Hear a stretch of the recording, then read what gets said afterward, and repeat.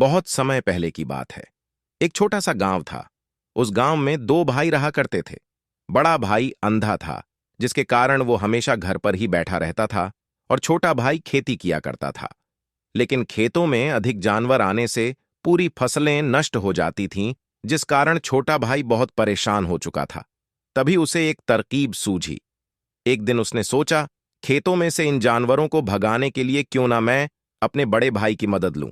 वैसे भी बड़े भैया अंधे हैं, अगर वह खेत में बैठे रहेंगे और जानवरों की आहट आने पर वह उन्हें जोर से चिल्लाकर भगा सकते हैं, जिससे हमारी फसलें बच सकती हैं। इसलिए उन्हें मैं खेत में बिठा देता हूं। ये सब सोच विचार करने के बाद उसने अपने खेत में ही एक छोटी सी झोपड़ी तैयार की और अपने अंधे भाई को उस खेत में बैठा दिया और उनसे कहा, भैया, यदि कोई जानवर की आहट आपको सुनाई दे तो आप जोर जोर से चिल्लाना। यह सुनकर वह जानवर यहां से भाग जाएंगे और हमारी फसलें नष्ट होने से बच जाएंगी। बड़ा भाई अपने छोटे भाई की बात मान लेता है और वो उस दिन से खेत में ही रहना शुरू कर देता है। जब भी किसी जानवर की आहट उसे सुनाई देती तो वो तुरंत जोर जोर से चिल्लाना शुरू कर देता, जिससे वह जानवर उसके खेतों से भाग जाते। ऐसा करते करते कई दिन बीत चुके थे। तभी एक दिन उसके खेत में एक हिरण भागता हुआ था है और वह खेत के बांध को तोड़कर वहां से भाग गया। लेकिन उसी हिरण का पीछा करते हुए एक राजा भी उस खेत में आ पहुंचा। तभी राजा की नजर उस अंधे भाई पर पड़ती है। राजा उस व्यक्ति से कहता है, देखो, मैं यहां पर एक जानवर का पीछा करते हुए आया हूं। क्या तुमने उस जानवर को यहां पर देखा है? इस पर वो व्यक्ति कहता है, हे राजन, मैं तो अंधा हूं। मैं भला किसी जानवर को कैसे देख सकता हूं? लेकिन मैं आपको इतना जरूर बता सकता हूं कि जो जानवर मेरे खेतों से होकर भागा है वह आपके लायक नहीं है। आप उसके पीछे अपना समय यूं ही व्यस्त कर रहे हैं। राजा उस अंधे व्यक्ति की बात सुनकर बड़ा अचरज में पड़ गया। वो ये सोचने लगा कि आखिर यह तो अंधा है, फिर इसे कैसे पता कि जिसे हिरण को मैं तलाश रहा हूं वह हिरण मेरे लायक है ही नहीं। यह अंधा व्यक्ति मुझे कैसे बता सकता है? तभी राजा उस अंधे व्यक्ति से कहता है, कहीं तुम मुझसे झूठ तो नहीं कह रहे हैं? एक तरफ तुम ये कहते हो कि तुम अंधे हो और दूसरी तरफ तुम ये भी कह रहे हो कि जो जानवर यहां से भागा है वो मेरे लायक नहीं है। इस पर वो अंधा व्यक्ति कहता है, हे राजन, जिसे आप एक हिरण समझ रहे हैं, असल में वह एक हिरण नहीं है बल्कि एक हिरणी है, और वह भी गर्भवती है। और जहां तक मुझे ज्ञान है, मैंने कभी किसी राजा को किसी गर्भवती हिरणी का शिकार करते हुए नहीं सुना है, और इसी कारण मैं आपसे ये कह रहा हूं कि वो आपके लायक नहीं है। आप उसके पीछे अपना समय व्यर्थ ना करें। यह सुनकर राजा और भी अचरज में पड़ गया। वो ये सोचने लगा कि आखिर ये अंधा आदमी यह कैसे जान सकता है कि वो हिरनी है और गर्भवती है। राजा कुछ देर सोच विचार करने के बाद अपने सेनापति से कहता है, सेनापति जी, मुझे वो जानवर जिंदा चाहिए, क्योंकि मुझे यह पता करना है क्या वो हिरनी है और क्या वह गर्भवती है, क्योंकि यह अंधा आदमी बहुत विश्वास के साथ कह रहा है और मुझे इस बात की पुष्टि करनी है। यदि वह हिरनी हुई और गर्भवती हुई तो वह हमारे शिकार के लायक नहीं है, क्योंकि हम तो एक हिरण का पीछा कर रहे थे। इसलिए जाओ और पता करो कि क्या वो हिरनी है। सेनापति राजा से आज्ञा लेकर आगे की ओर बढ़ चलता है और कुछ देर बाद जब वह वापस लौटकर आता है तो वह राजा को कहता है, हे राजन, इस अंधे आदमी ने जो भी बातें कही हैं वो बिल्कुल सही है। वो एक हिरनी ही है और वह गर्भवती भी है। यह सुनकर राजा आश्चर्यचकित रह गया। उसे समझ नहीं आ रहा था कि आखिर अंधा आदमी कैसे पता कर सकता है कि वह जानवर एक हिरनी है, और तो और वह गर्भवती है। भला एक अंधा आदमी यह कैसे देख सकता है, यह कैसे जान सकता है? आखिर इससे यह कैसे पता चला? ऐसे कई सारे प्रश्न अब राजा के मन में उमड़ने लगे। अब राजा ने यह ठान लिया था कि मुझे इस बात की तह तक पहुंचना ही है कि आखिर ये अंधा आदमी कैसे जानता है कि वह जानवर एक हिरनी है। ये सोचकर राजा उस अंधे आदमी के पास जाता है और उस अंधे आदमी से कहता है, देखो, मैं ये तो नहीं जानता कि तुम सचमुच अंधे हो या नहीं, लेकिन मैं तुमसे एक बात जानने आया हूं। क्या तुम मेरे प्रश्न का सही सही जवाब दोगे? इस पर अंधा व्यक्ति कहता है, हे राजन, आप जो कुछ पूछना चाहते हैं मुझसे पूछ सकते हैं। मैं आपको बिल्कुल सच सच जवाब दूंगा। इस पर राजा कहता है, देखो, एक तो तुम कहते हो कि तुम अंधे हो, और दूसरी तरफ तुमने यह बता दिया कि जिस जानवर का पीछा मैं कर रहा हूं वह एक हिरनी है, और तो और वह गर्भवती भी है। आखिर तुम्हें यह कैसे पता चला? तुम्हारे खेत में और भी तो जानवर आते होंगे, और भी तो जानवर यहां से गुजरते होंगे, फिर तुमने यह कैसे अंदाजा लगाया?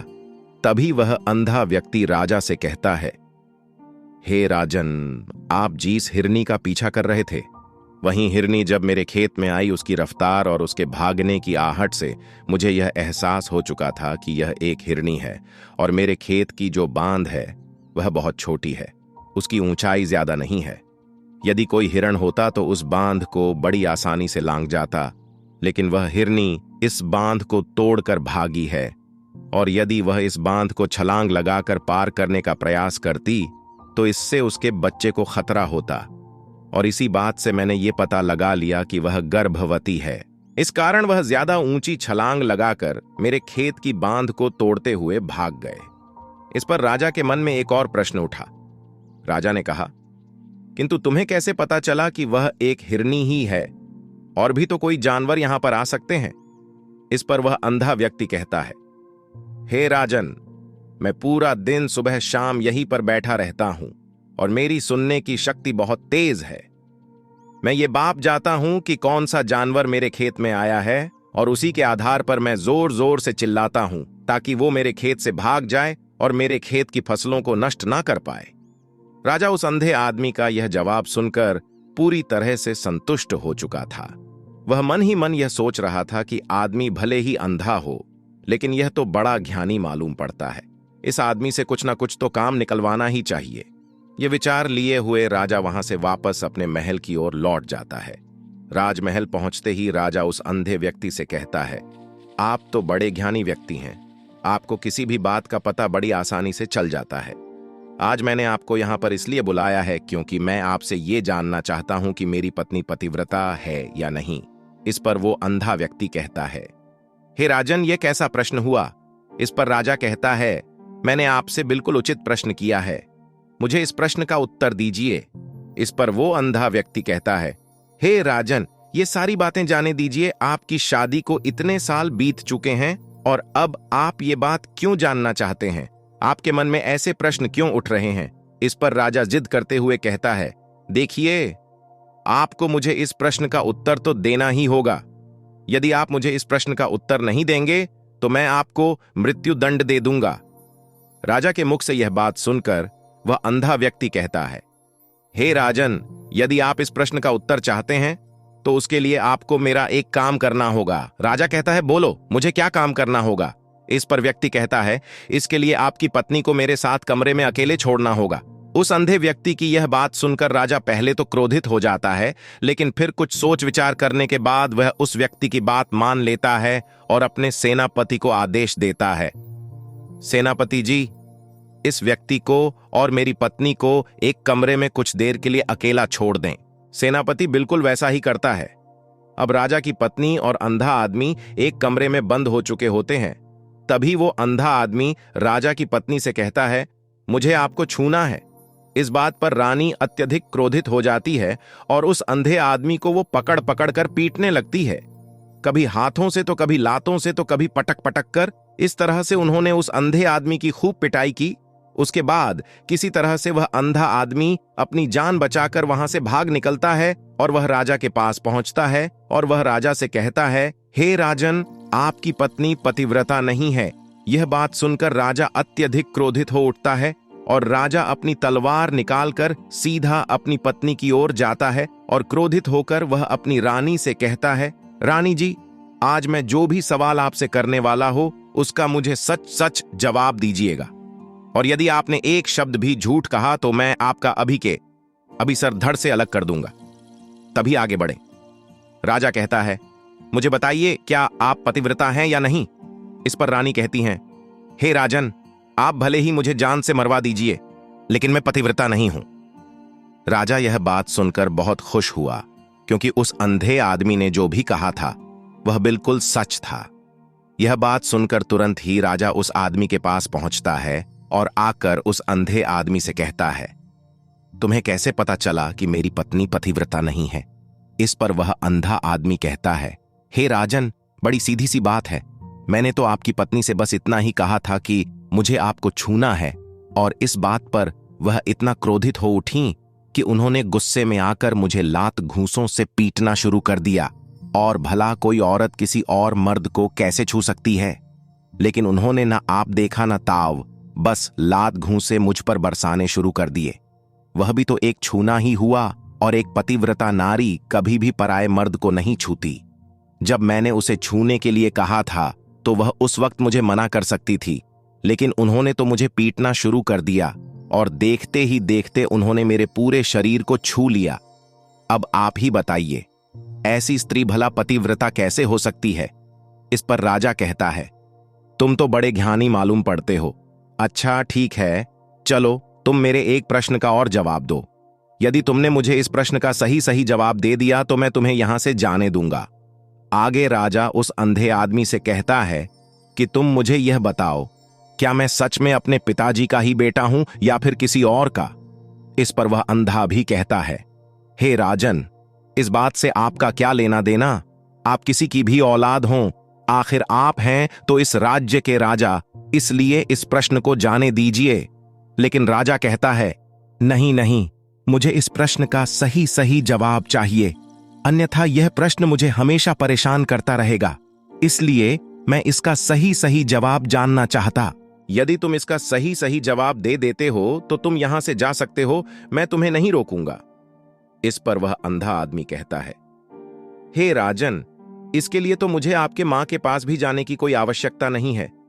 मैं आपको अभी अभी यह बता सकता हूं कि आप किसकी औलाद हैं, लेकिन उससे पहले मैं चाहता हूं कि आप मुझसे एक वादा करें कि आप मुझ पर क्रोध नहीं करेंगे।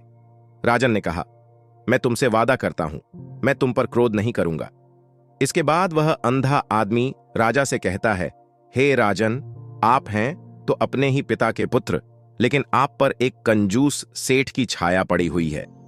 यह सुन राजा बहुत क्रोधित हो उठा और वह तुरंत तलवार निकालकर अपनी मां के पास जा पहुंचा। वह वहां पर पहुंचने के बाद अपनी मां से कहता है, मां, मुझे सच सच बताइए, क्या मैं अपने ही पिता का पुत्र हूं या नहीं? यदि आपने मुझे सही सही नहीं बताया तो वह यहीं पर अपने प्राण त्याग दूंगा। मुझे बताओ, क्या सच है? इस पर उस राजा की मां कहती, बेटा, तू है तो अपने ही पिता का पुत्र, लेकिन तुम्हारे ऊपर एक कंजूस सेठ की छाया पड़ी हुई है। जब मैं एक बार नहाने के बाद अपना मुंह आईने में देख रही थी, तभी उस कांच के पीछे मुझे एक कंजूस सेठ नजर आता है और उसी की छाया तुम पर पड़ चुकी है। ये सुन राजा बहुत खुश हो जाता है और वह तुरंत दौड़ा दौड़ा वापस उस अंधे आदमी के पास पहुंचता है और उस अंधे आदमी से कहता है, तुम्हें यह कैसे पता चला कि मुझ पर एक कंजूस सेठ की छाया पड़ी हुई है? इस पर वह आदमी कहता है, हे राजन, आपने मुझसे कई सारे सवाल पूछे जिनका जवाब मैंने आपको सही सही दिया है। यदि कोई और राजा होता तो मुझे इसके बदले में ढेरों सारे इनाम मिल चुके होते, लेकिन अब तक आपने एक फूटी कौड़ी तक नहीं दी है। इस बात से ही मैंने अंदाजा लगा लिया था कि आप बहुत कंजूस हो। यह बात सुनकर राजा जोर जोर से हंसने लगा और कहता है कि आप जो भी मांगेंगे वह मैं आपको अवश्य दूंगा, लेकिन मुझे यह बताओ कि तुम्हें कैसे पता चल जाता है कि कौन सी बात सही है और कौन सी गलत? यदि तुम इसका सही सही जवाब दे देते हो तो तुम यहां से जा सकते हो, मैं तुम्हें नहीं रोकूंगा। इस पर वह अंधा आदमी कहता है, हे राजन, इसके लिए तो मुझे आपके मां के पास भी जाने की कोई आवश्यकता नहीं है। मैं आपको अभी अभी यह बता सकता हूं कि आप किसकी औलाद हैं, लेकिन उससे पहले मैं चाहता हूं कि आप मुझसे एक वादा करें कि आप मुझ पर क्रोध नहीं करेंगे। राजन ने कहा, तुम किसी भी बात का इतना सटीक और सही जवाब कैसे दे पाते हो? इस पर वह अंधा आदमी कहता है, हे राजन, मैं तो वैसे ही अंधा हूं। यदि मेरी आंखें होती तो मैं किसी की भी मन की बातें बड़ी सरलता से जान लेता। मन की एक भाषा होती है और यह भाषा मनुष्य के शरीर के व्यवहार के रूप में देखी जा सकती है। उसकी आंखों से, उसके होठों से, उसके काम करने के तरीके से, उसकी क्रियाओं से पता किया जा सकता है कि उसके मन में क्या चल रहा है। उसके आधार पर हम किसी के भी मन की बातें जान सकते हैं। लेकिन मैं तो अंधा हूं, मैं देख नहीं सकता, इसलिए मैं क्रियाओं से देखता हूं। यदि मुझे कोई बात जाननी हो तो अगले आदमी को कुछ काम देना पड़ता है, जिस पर वह व्यक्ति किस प्रकार काम करता है, किस तरीके से इस काम को करता है, उसके आधार पर ही मैं यह पता कर पाता हूं कि उसके मन में क्या चल रहा है। तभी वह राजा कहता है, तो क्या इसका अर्थ यह हुआ कि मैं भी किसी के मन की बातें जान सकता हूं? इस पर वह अंधा आदमी कहता है, हे राजन, अवश्य आप भी किसी भी व्यक्ति के मन की बात जान सकते हैं, किंतु उससे पहले आपको अपने ऊपर काम करना होगा, और वह काम है अपने मन को शांत कर, अपने मन को वर्तमान में लाना, जिसके लिए मैं आज आपको 3 तरीके बताने वाला। और ये तीनों ही तरीके बड़े ही आसान और सरल है। किंतु हे राजन, उससे पहले आपको एक काम करना होगा, अपने मन को एकाग्र करना हो। जब हम अपने मन को एकाग्र करते हैं, अपने मन को वर्तमान में लाते हैं, तो हम दूसरे के मन की बात जान सकते हैं, क्योंकि वह आदमी अभी भी अपने मन में वर्तमान में ही सोच रहा है, और हमें भी मन को वर्तमान में ही लाना होगा, तभी हम उसके मन की बातें जान सकते हैं। यदि हम अतीत में हुई घटनाओं के बारे में सोच रहे हैं, तो वह जो अगला आदमी वर्तमान में सोच रहा है, वर्तमान में अपने मन में बात कर रहा है, वह हम कैसे जान पाएंगे? क्योंकि हम तो अतीत की घटनाओं में डूबे हुए हैं। इसलिए किसी के भी मन की बात जानने के लिए सबसे पहले हमें हमारे मन को एकाग्र करना होगा, उसे वर्तमान में लाना होगा। आगे वह व्यक्ति राजा से कहता है, हे राजन, जो 3 तरीके मैं आपको बताने वाला हूं, इन 3 तरीकों से बड़ी आसानी से किसी के भी मन की बातें जान सकते हैं। उसके बाद वह अंधा आदमी राजा से कहता है, हे राजन, जो सबसे पहला तरीका है वह है आंखों पर ध्यान देना। किसी व्यक्ति से बात करते वक्त उसकी आंखों में देखना, उसकी आंखों पर ध्यान देना, जो सबसे ज्यादा जरूरी है, क्योंकि आंखें बोलती नहीं पर बहुत कुछ कह जाती हैं। यदि हम किसी व्यक्ति की आंखों के इशारों को समझना सीख जाए, हम यह जान पाएंगे कि व्यक्ति के दिमाग में क्या चल रहा है, वो क्या सोच रहा और अभी वह क्या करने वाला। मेरे पास आंखें नहीं, लेकिन मैंने अपने गुरु से यह विद्या सीखी है, क्योंकि बहुत सालों पहले मेरे पास आंखें थीं और मैं उस वक्त लोगों के मन की बातें केवल उनकी आंखों से ही जान लेता था। इसलिए यदि आप भी दूसरों की मन की बातें जानना चाहते हैं, तो आपको भी उनकी आंखों पर गौर करना चाहिए, जैसे कि उनका आकार कैसा है, वह कब, कहां और किधर देख रहे हैं। यदि उसकी आंखें यहां वहां घूम रही हैं, जब आप उससे बातें कर रहे हैं, तो वहां वह इधर उधर मोड़ रहा है, कभी ऊपर तो कभी नीचे या कभी आसपास, या फिर उसकी आंखें खुश नजर आ रही है या फिर आंखें निराश नजर आ रही है, जैसे कि चोर होता है उसकी आंखों में। जब हम देखते हैं तो हमें यह पता चलता है कि अगले आदमी ने कोई गलती की है। ठीक उसी प्रकार जब हम किसी चालाक व्यक्ति की आंखों में देखते हैं, तो आपको पता चलेगा कि उसकी आंखों में एक भाषा होती है, एक बहुत ही सीधा और आसान तरीका होता है। यदि आपको यह पता लगाना है कि सामने वाला व्यक्ति आपसे झूठ कह रहा है या फिर सही, तो आपको उसकी आंखों पर ध्यान देना अति आवश्यक है। यदि आपसे बात करते वक्त वह व्यक्ति अपनी आंखें यहां वहां घुमा रहा है, ऊपर नीचे इधर उधर दाएं बाएं हर जगह देख रहा है, तो इसका अर्थ यह हुआ कि वह उस बात से निकलने का कोई रास्ता ढूंढ रहा है और कोई झूठ बना रहा है। यदि सामने वाला व्यक्ति आपसे कुछ झूठ कहने का प्रयास कर रहा है, तो वह आपसे नजर नहीं मिलाएगा, वह यहां वहां देखेगा, ऊपर नीचे देखेगा, लेकिन वह आपकी आंखों में आंखें डालकर कभी नहीं देख पाएगा, क्योंकि उसे डर है कि यदि उसने आपकी आंखों में आंखें डालकर देखी तो उसका झूठ पकड़ा जाएगा और लोगों को सच्चाई का पता चल जाएगा। और इसी प्रकार कुछ और भी भाषाएं होती हैं। जब आप किसी की आंखों में आंखें डालकर यह देखना शुरू कर देंगे कि उसके हाव भाव क्या है, ठीक उसी प्रकार चेहरे के हाव भाव होते हैं, जिससे हम मन की बातें बड़ी आसानी से समझ सकते हैं, और इन्हें भी समझना बहुत जरूरी है। कभी कभी कोई व्यक्ति अपने चेहरे से जैसे आंख, होंठ और बहुत से कुछ अलग अलग व्यवहार करता है। यदि आप किसी व्यक्ति के चेहरे में गौर करेंगे, तो आप आसानी से समझ पाएंगे कि वह व्यक्ति निराश है, जब व्यक्ति बहुत उदास है, या फिर वह बहुत खुश है, या फिर उससे कोई बहुत बड़ा दुख है। वह अपने अंदर क्या महसूस कर रहा है, ये सारी बातें हम उसके चेहरे के हाव भाव से पता कर सकते हैं। फिर चाहे इंसान जुबान से कुछ बोले या ना बोले, लेकिन आप उसके चेहरे से सब कुछ पता कर सकते हैं। आगे व्यक्ति राजा से तीसरा तरीका बताते हुए कहता है, हे राजन, इसी प्रकार तीसरी भाषा भी है, अर्थात तीसरा तरीका भी है, और वह है हाथों के इशारे और शरीर का व्यवहार। मन की बात समझने के लिए हमें हाथ के इशारे और शरीर के व्यवहार को समझना बहुत आवश्यक है। कोई व्यक्ति जब बात करता है तो आपने देखा होगा कि वो अपने हाथों को हिलाता रहता है, अपने हाथों से इशारा करता रहता है।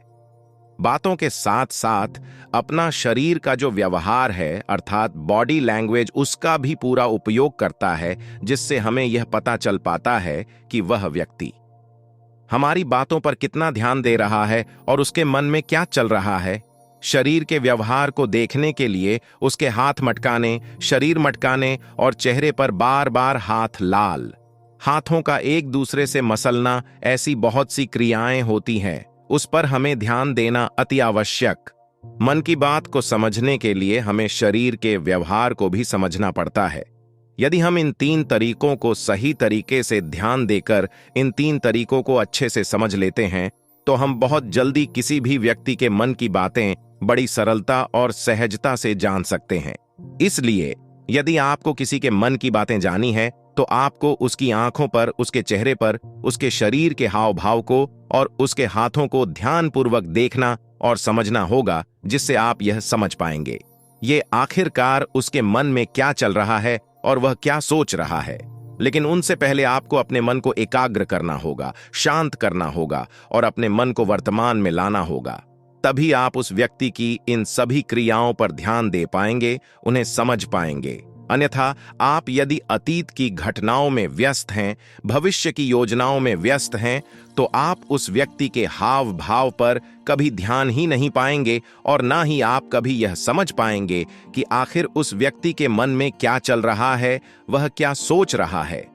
आपने देखा होगा कि ऐसे कई बड़े संत महात्मा हैं जो बड़ी ही शांति से आपको देखते हैं और आपको देखकर ही यह बता देते हैं कि आपके मन में क्या चल रहा है, आप उनसे क्या जानने आए हैं। और इसका सबसे बड़ा प्रमुख कारण यही है कि वह आपको पढ़ सकते हैं, आपको समझ सकते हैं, आपकी मन की बातें जान सकते हैं, क्योंकि उनका मन एकाग्र है, शांत है, और यही कारण है कि वह आपके मन की बातें बड़ी सरलता से समझ जाते हैं।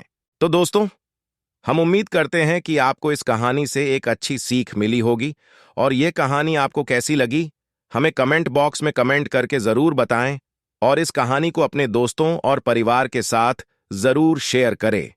धन्यवाद।